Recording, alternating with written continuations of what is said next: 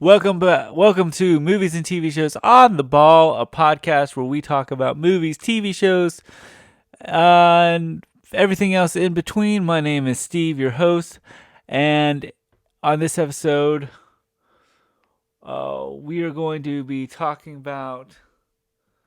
I'm going to go into a new section of the podcast called Hallmark versus Lifetime, or Lovely Lifetime and Happy Hallmark. On this podcast, I am going to dive into the joyful and upbeat of Hallmark movies, these films that bring joy and are fluffy and are about finding real love and all about family. Out of them are, and they're also about seasons like Christmas, sometimes fall and spring. Um,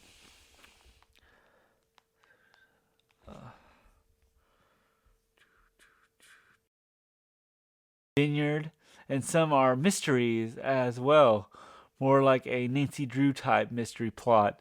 There's also a series of movies that involve mysteries, such as All of My Heart, that has 3 films, to the Good Witch movies that have 12 films, and Garage Sale Mysteries that has, get this guys, 15 movies. Hallmark actually has mini series like Back to the Secret Garden and Jack and the Beanstalk, the real story. But let's go into first what makes a Hallmark movie a Hallmark movie. And let's kind of look at way the plot works. Most movies take place around Christmas time or winter. Mostly it's Christmas. There are about 300 Christmas movies from what I researched. Movies alone. There are some Hallmark movies that take place at summer, such as Summer Villa, a little daytime drama, Love on Safari. So, in a way, not all Hallmark movies are Christmas. They usually do Christmas in July, and then summer movies, and then right around November, after kind of Halloween's over, right after Thanksgiving, they start pouring out Christmas movies.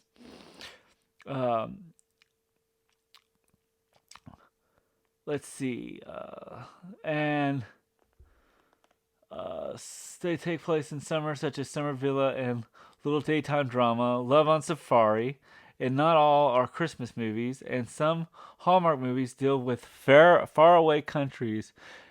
Faraway countries, usually there's some fake European country like In a Royal Christmas, which is in between Italy and France. There's Cordiania, the uneasies have a royal empire. Other mainstream movies like The Prince and Me, where Prince Edward is from Denmark, not really a fake country, but it works. And also film now like Genovia from Princess Diaries. You know how most films that usually will have a common girl meet her prince. The prince is usually from a made up country. Now let's look. Now let's look at the tropes of Hallmark movies. Here we go. Most notable tropes in Hallmark movies via Collider.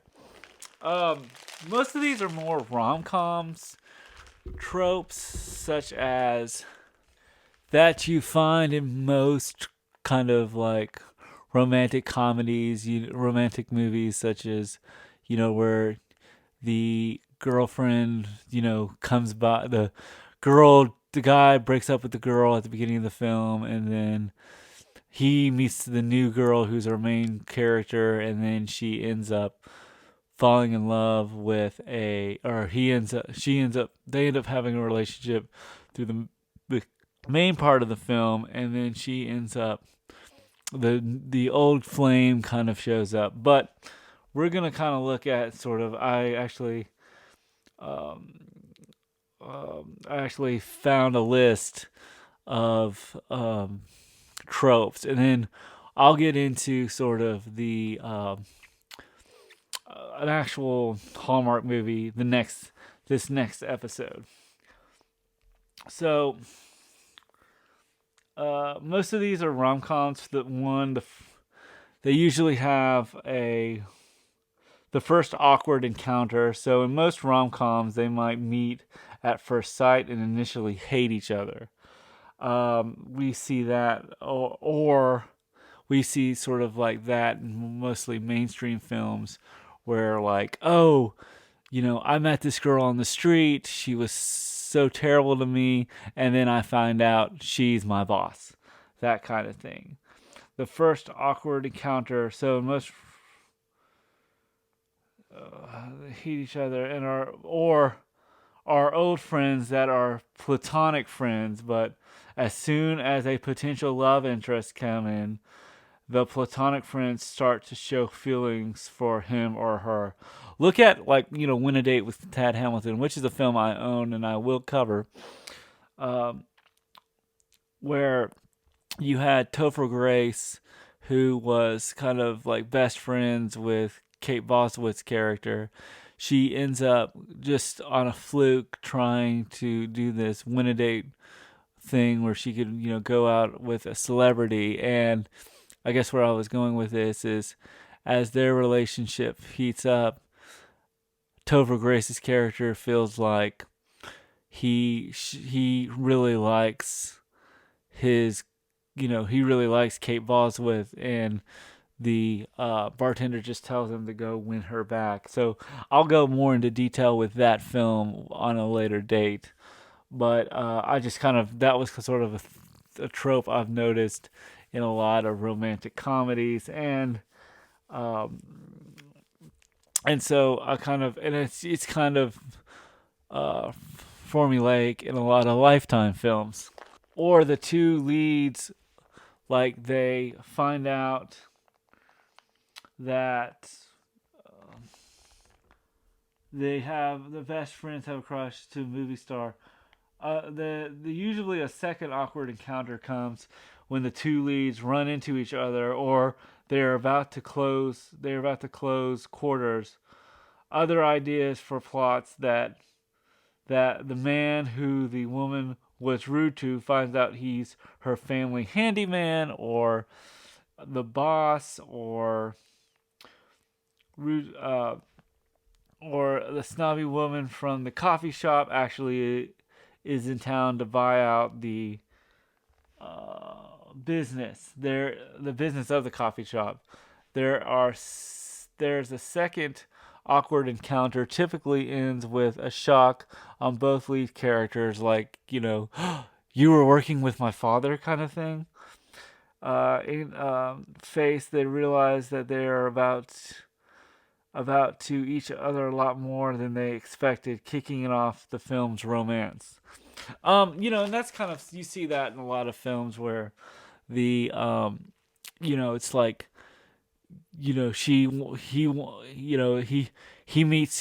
comes into town wanting to buy the coffee shop, let's say, and she has a bunch of luggage, and the guy that is helping her is rude to her, and she ends up going to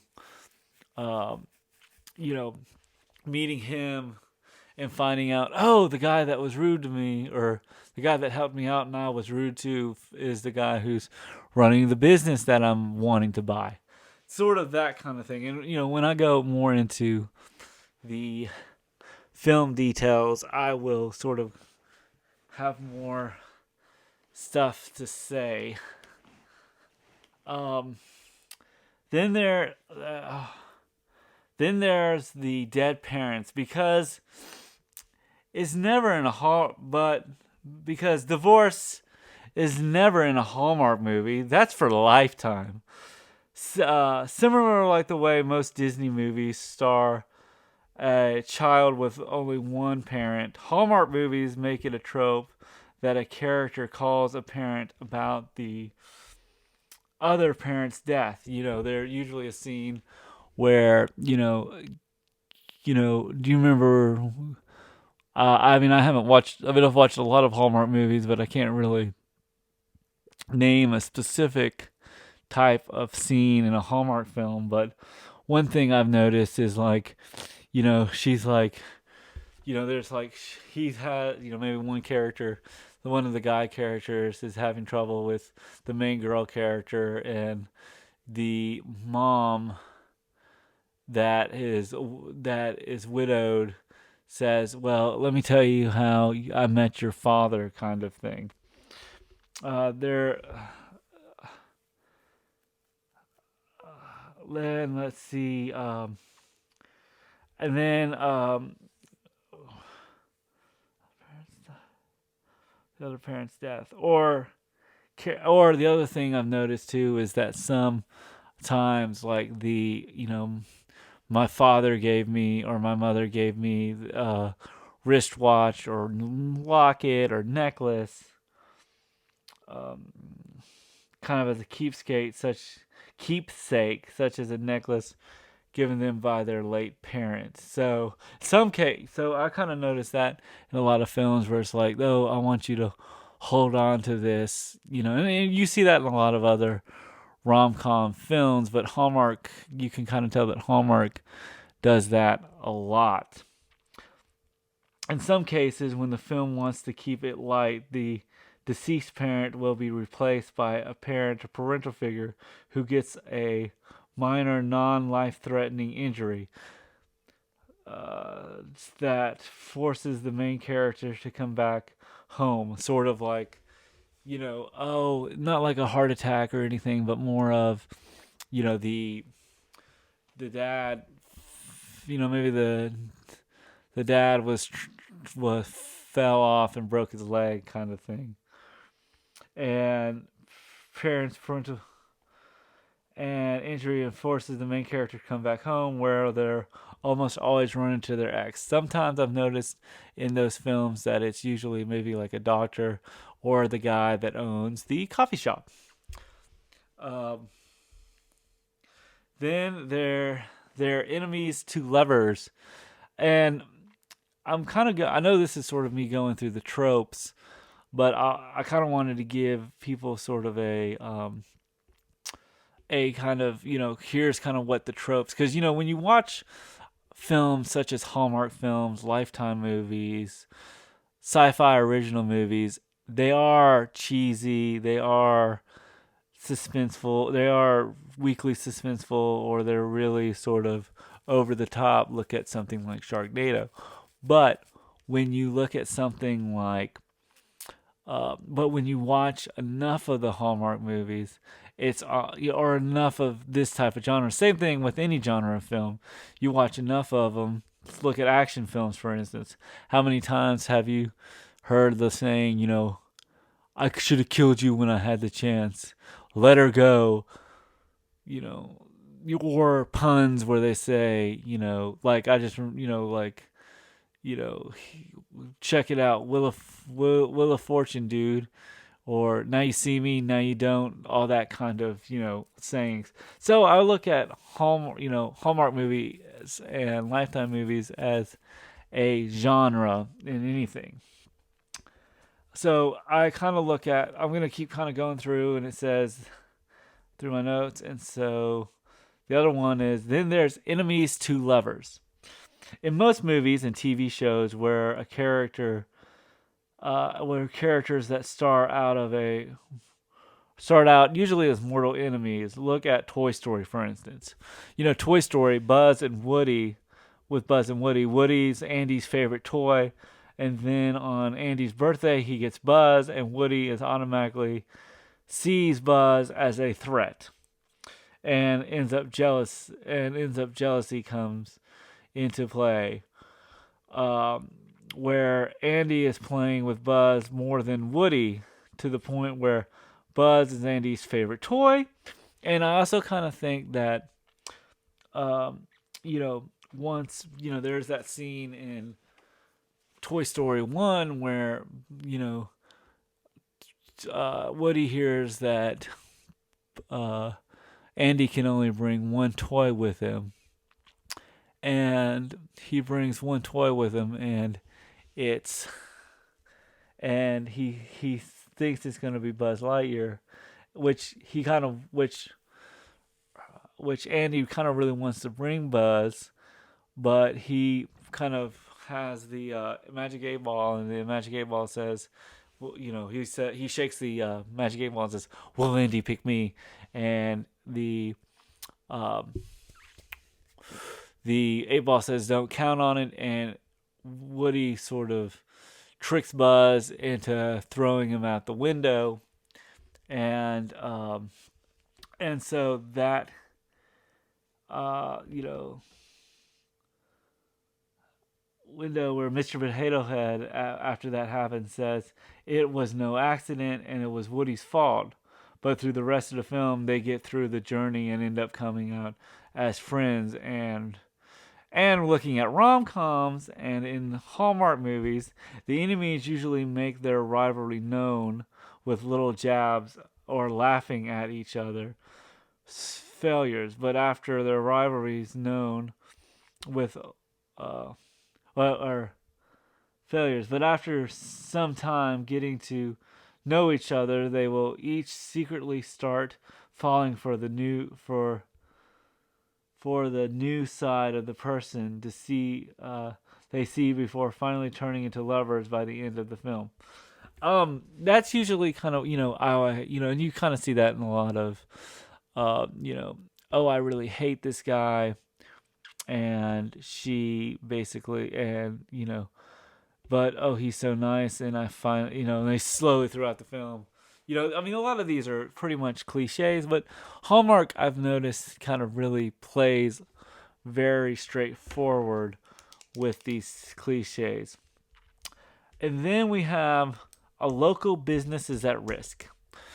You kind of can see this. This is usually like, if you look in mainstream movies, best example would be You've Got Mail, where Meg Ryan owns a little bookstore, or I think she calls it the shop around the corner, and um, and she, the big Borders, Books a Million, it kind of takes over on the side, and there's a rivalry between Tom Hanks and Megan Ryan, and usually, and that's kind of the case with Hallmark movies, and it wouldn't be a wholesome Hallmark movie without a local, usually it's a local bakery, or the town's one and only coffee shop, or the beloved family's orchard, and more often than not, Hallmark movies will center around these local businesses being at risk. So it's the little man versus the big man, big business. Hallmark is pretty much really, kind of with sort of business is more important than Christmas or a relationship in a lot of their Christmas movies. Um, then their books, then the subplot is all about Meg Ryan, Tom Hanks rivalry to keep the bookstores open. Meantime, it has to do with sometimes it has to do with land development. So whether it's a house that they're about to bulldoze down, or love interest coming from the big city to the small town to buy out someone's business, or the inevitable conflict between the two lead characters, whether they're on opposite sides, both trying to save the day. Like they'll switch off and do sort of some just trying to save the day. And then there's something called Former Teenage Besties. Former Teenage Besties is, while most Hallmark films follow the two strangers who meet and fall in love, one way they try to spice things up is by making the starting love interest old schoolmates. Sometimes they're longtime BFFs. Sometimes they're former academic enemies, but typically they were high school sweethearts who broke things off to come to college, Teenage besties, this trope usually results in the BFFs that realizing their one true love was right there all along. And I mean that's kind of the same thing you see with, like, as I mentioned before, Win a Date with Tad Hamilton very much kind of looked into that whole thing, he's his best friend, but it doesn't, they're best friends, but I guess with Win a Date with Tad Hamilton, he's more of Topher Grace's character. Mostly, once Tad Hamilton arrives, he finally falls for um, I can't remember her name, Kate Bosworth's character. Um, let's see. Okay, enemies to lovers, subtop, but the high school sweetheart returning as an adult, and finally making it work with the viewers, which gets the viewers every time.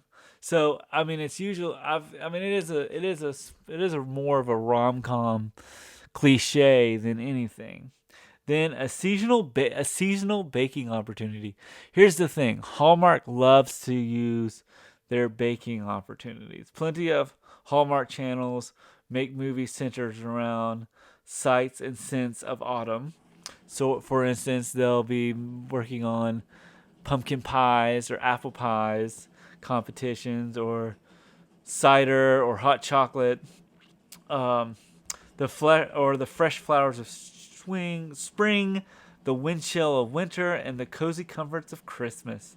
And almost every time a season or a holiday approaches, so does a themed baking competition.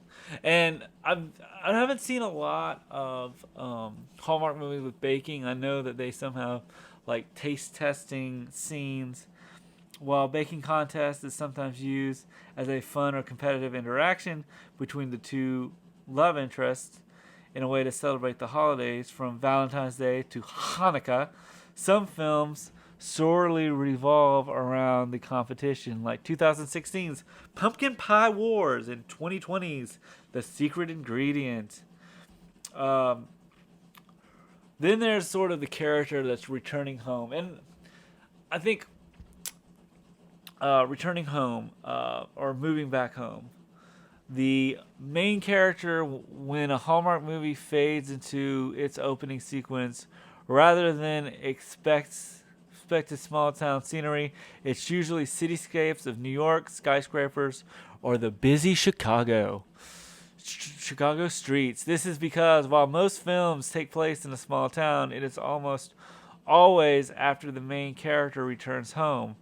It's most about Hallmark business, as it is, when she when the girl is usually, she's career driven and is mostly focused on, as it's known, Hallmark business and being professional and uh, getting that promotion, but returns home to the small town with plans of reuniting with the family. You haven't came into, you haven't been home since dad died, blah blah blah. Small town with plans of returning home with the family, going on a working trip, then turns into meeting the love of their life and moving back home. So it's more about basically sacrificing capitalism for hometown is, but that's fine. Um, I think that's kind of an interesting kind of take where, she's like, all about business and it's all about Christmas and stuff like this, and with but it's sort of, it is it's also in moving back home is another thing, not just, returning home. I think returning home and moving back home usually is a little bit different.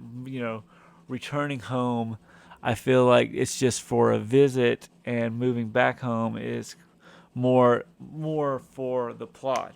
So moving in the trope of moving back home, it is a strange but overdone trope, of course, when the main character, suffering a minor injury, winds up with memory loss, or even comes to town with nowhere to stay, and inevitably ends up moving in with the love interest.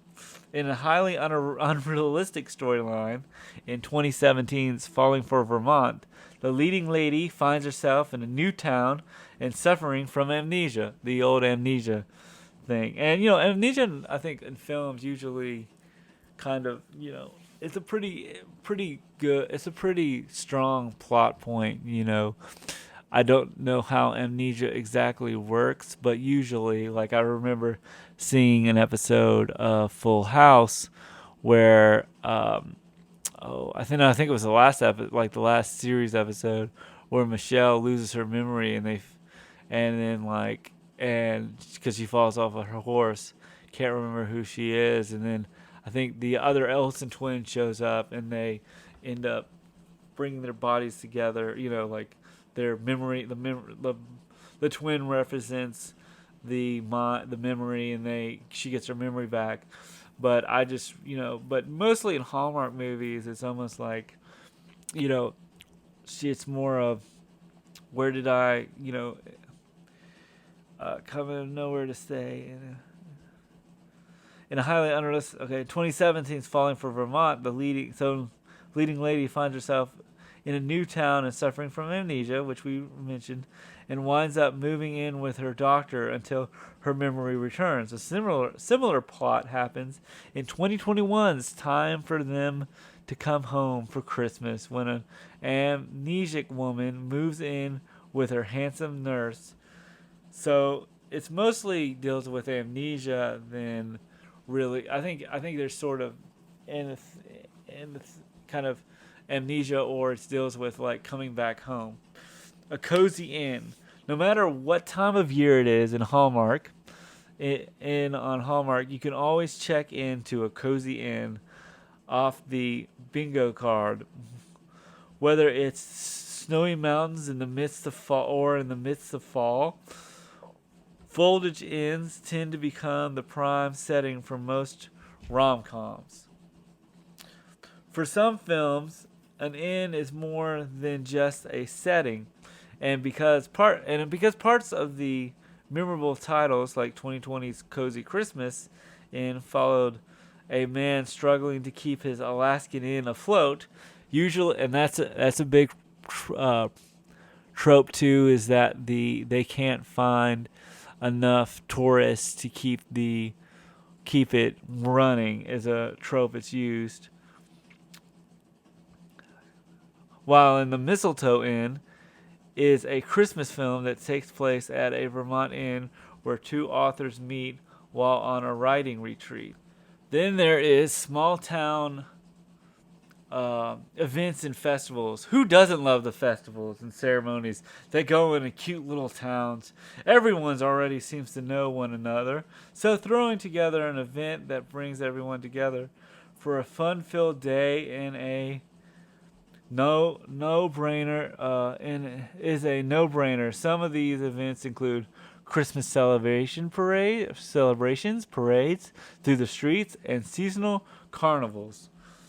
These celebrations remind viewers of the simpler times in life when friends and neighbors would come together to enjoy the day with one another. Movies like Falling for Vermont and Christmas with a Kiss feature the standard carnivals, and Mean Girl star Lacey Chabert gets into all the holiday festivities in Hall of the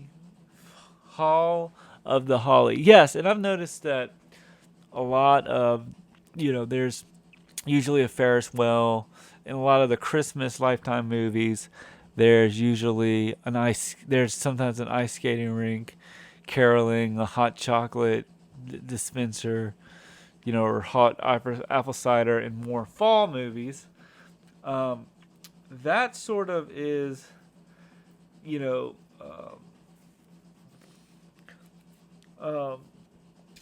kind of noticed. Then there is the fake it till you make it. Fake it till you make it is usually just about everyone has been caught in a situation where they had to pretend they knew how to do something or pretend they liked someone. This is usually kind of also let's kind of known as a liar reveal, and we'll get into that in a second. But for the sake of getting by, in Hallmark films, this quirky little trope is used across a number of genres as it centers many laughs when the person is faking a skill humorously fails, or two people who pretend to like one another actually end up bonding and faking and falling in love. Usually, I've noticed in some Hallmark films that it's usually kind of also known as the liar reveal, where he pretty much is sort of like like if you look at films like Aladdin, where Aladdin spends the majority of the second half of the film being sort of Prince, being Prince Ali and trying to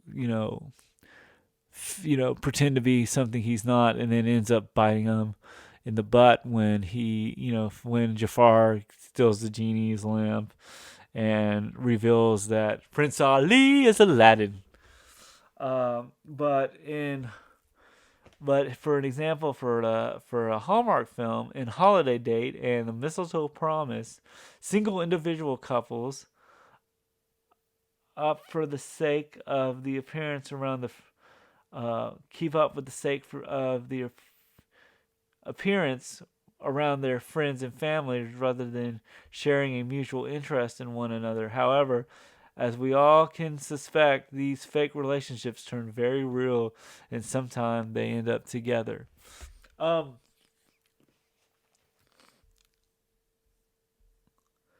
I kind of noticed that sort of like that. I mean, that sort of trope, sort of changes. The other one is tropes is they sort of they sort of like, well, we'll pretend to be in love, but as soon as the characters end up kind of going sort of like their separate ways, they start to really sort of uh, uh, they rather than sharing mutual interests with one another. However, as we can suspect, these fake relationships turn into really, so the fake relationships kind of end up turning into something real, and at the end, they really fall in love. Katherine Heigl, who stars as the Hallmark original Love Comes Softly, as a woman who loses her husband while pregnant, so she and another widower agrees to marry for the sake of helping one another as well. Wow, that's kind of interesting. As their own respective children, their pair understands the suffering and agony that the other has gone through, and they eventually become a loving family. Other movies with that trope include The Christmas Ornament, Love Blossoms, and A Barnbell House Christmas. Second time, trope number 6, or I'm on the second time's the charm for with relationships. Sometimes relationships don't always work out. Bummer. The film, the first time, for the first time, but Hallmark sure likes to throw old flames back together in a second chance for a second chance, often paired with coming home tropes. The main character sometimes runs into an ex or a childhood crush back in their hometown, and sparks certainly fly. The two are able to reminisce about their past they shared when they were shared and what they already know about one another. Love Again, Love Again, and Autumn Dreams both deal with married couples who rekindle their relationship through the couple in their later through the couple in their later films, unaware that they're still married status. In more festive and holiday settings, All Saints Christmas, A Cozy Christmas Inn, brings former lovers back together. So usually they'll.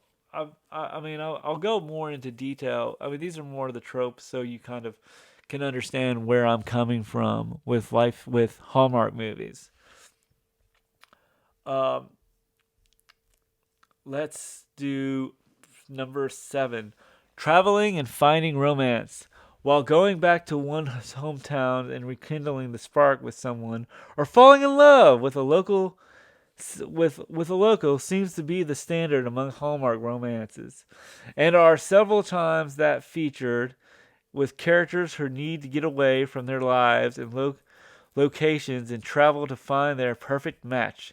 Grey's Anatomy star Sarah Drew has traded her blue scrubs for a violin in Christmas in Vienna as she makes her way to Austria to perform.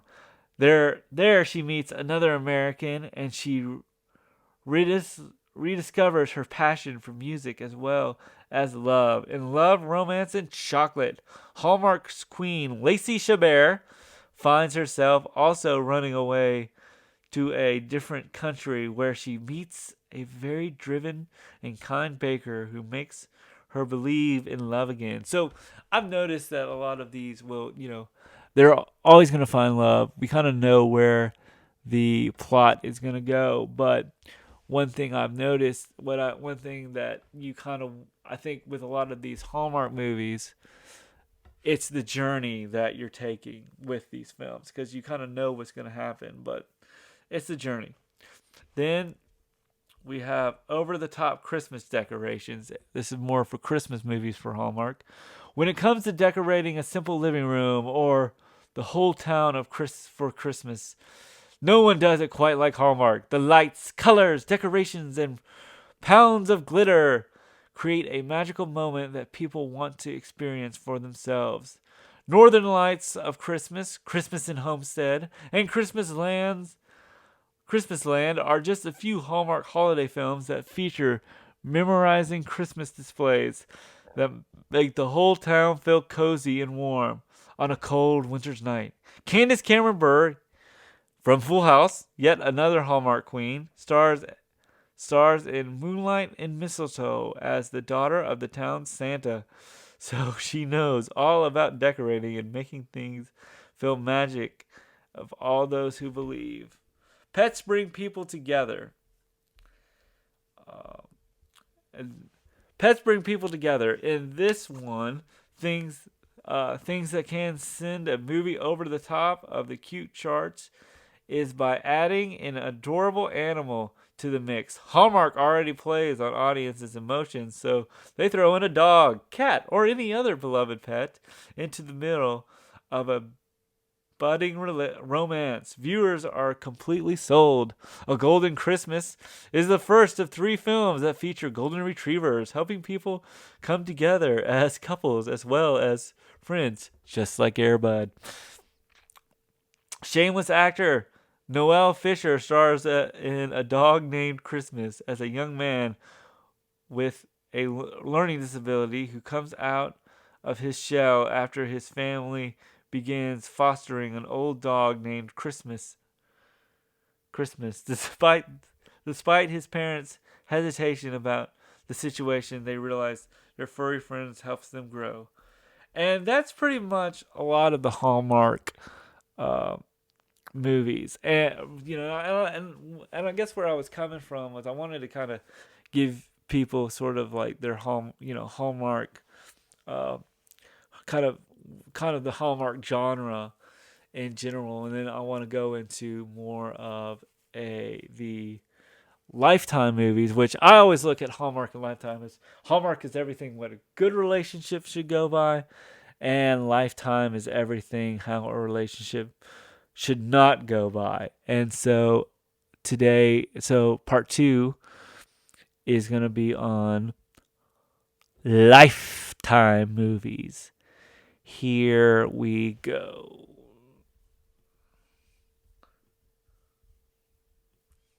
So bad it's good. Ground rules for Lifetime movie cliches. Okay, so when you watch a Lifetime movie, there's usually uh, there's usually something that involves a true story or a abused relationship or the stalker or something like that. And I've noticed that Lifetime movies deal more um, with that. So here is the let's see the 8 rules for Lifetime movies. Rule number one, or Lifetime rule number one: a true story or something that might have happened to someone once and it was sad. Did a woman just go on trial for something? Did two famous people just tie the knot? Time for Lifetime to swoop in and tell the real story. From huge news events like the royal wedding to the little known high school controversies, Lifetime movies run the gamut and rip from the headline plots, just like Law and Order.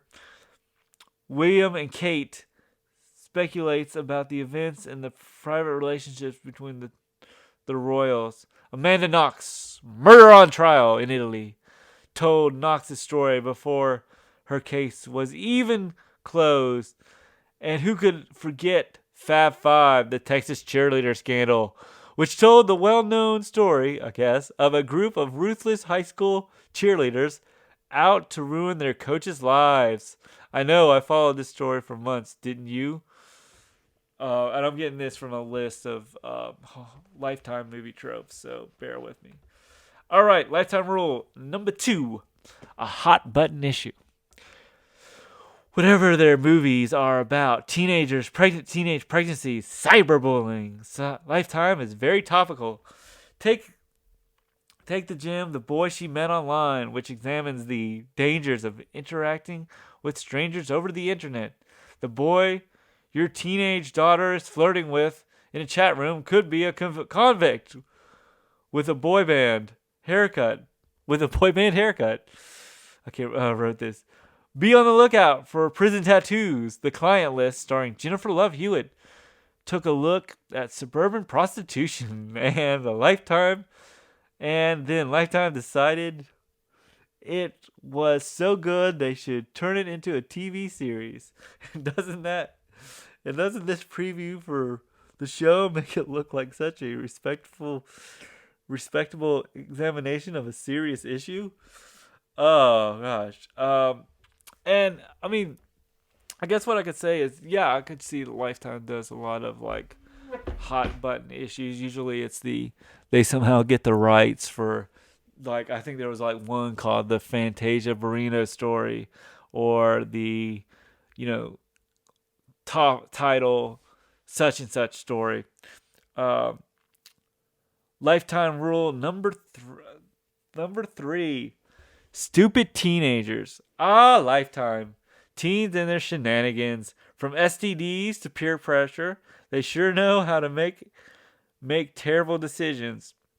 An outbreak of syphilis terrorizes the high school, and she's too young, as 15-year-old girls lament their disappointing romance experiences as if they were middle aged. Unfortunately realize there is depictions are based in reality, but this doesn't mean these kids aren't ridiculous. The girl in Fab Five enjoy lollipops while they frame their coach for sexual harassment. Basically, you just want to slap them all. And a lot of Lifetime movies feature a nerdy or prudish girl who suddenly gets caught up in something promiscuous, like walking the halls, which examines high school prostitution. Well, that's interesting. I mean, I can kind of see. I've seen, like, I think there was a film with Alexa Vega from Spy Kids, was about like teen bullying. I just can't remember the title off the top of my head. Um, and I've kind of seen, and it does kind of show the cliche version of how high school can be so mean. I know high school at its points mean, but they crank it up to 11 on Lifetime movies. Um, Lifetime rule number 4: A title that examines the entire plot, preferably with a colon thrown in. What do you think of The Boy She Met Online is about? Or Too Young to Be a Dad? Exactly what the title says. That's the beauty of Lifetime movies, where you flip through the guide trying to figure out what to watch. You don't even have to read the plot description to figure out that you're in for a treat. And don't forget the colons. Every good Lifetime movie is based on a true story. Has a colon. Heck, Lifetime movies titles have more colons, but together than the title of my paper for school. And I like a colon, not as much as a semicolon, but still. And I'm talking about colon thrown in. So colon as in like time, not the other. Like, usually it's like stories like She Walked Away, the Sandra Mulaney story, or that kind of thing. And I've noticed that, like, I've noticed that in a lot of things. Lifetime rule number 5: an undeveloped, almost inevitable subplot. The most famous of these subplots, or at least among my friends, are pretty much in The Boy She Met Online. Blink and you'll miss it. The mother of the titular, she has all female friends who's always at the house. The girl comes home and said friend is sitting on the kitchen counter with her legs up, Mrs. Robinson style, and mom makes dinner. Friends walk around the house holding laundry baskets. She sits as mom makes dinner. Laundry basket. She sits up at night on mom's couch waiting for mom to come home, and then questions her about where she was.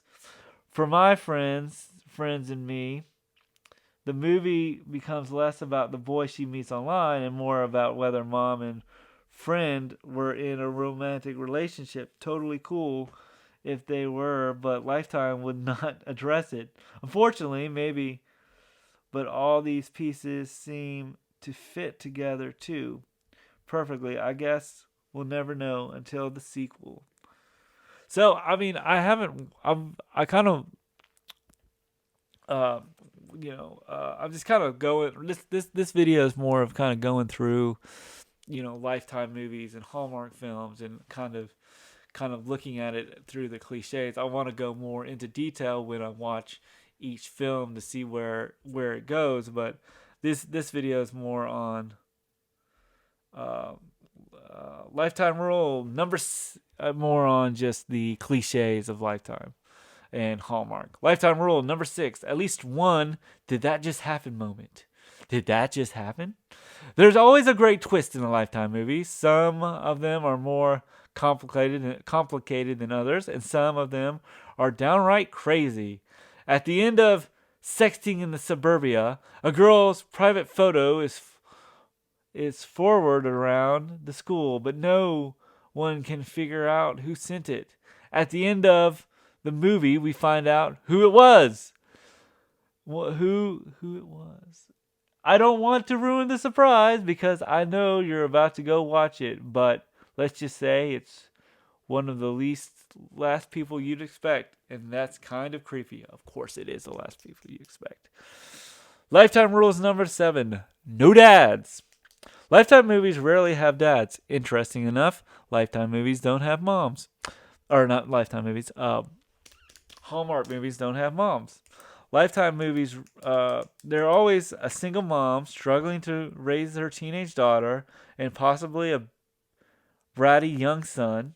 There's often no mention of where the dad is. You know how none of the Disney princesses have mothers.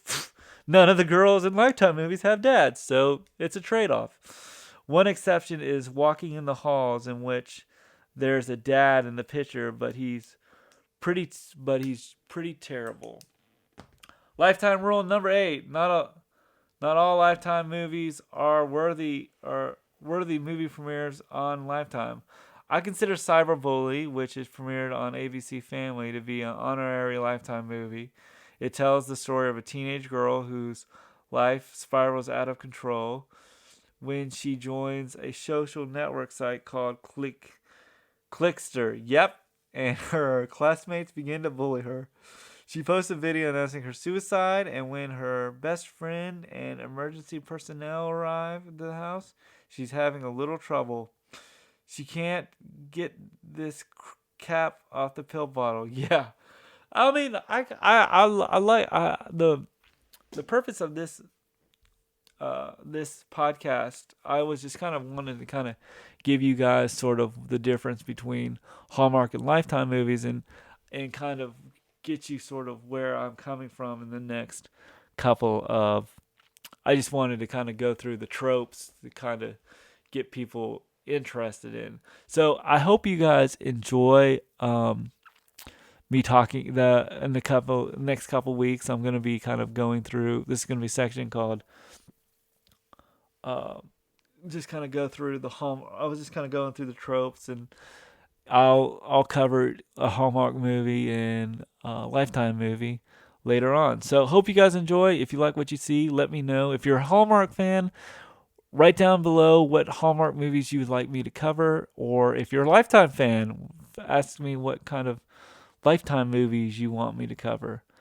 I just was sort of curious to see kind of the tropes and how a Lifetime movie works and how a Hallmark movie works. So join me on that on movies. I'm Steve, and I will see you later. Bye.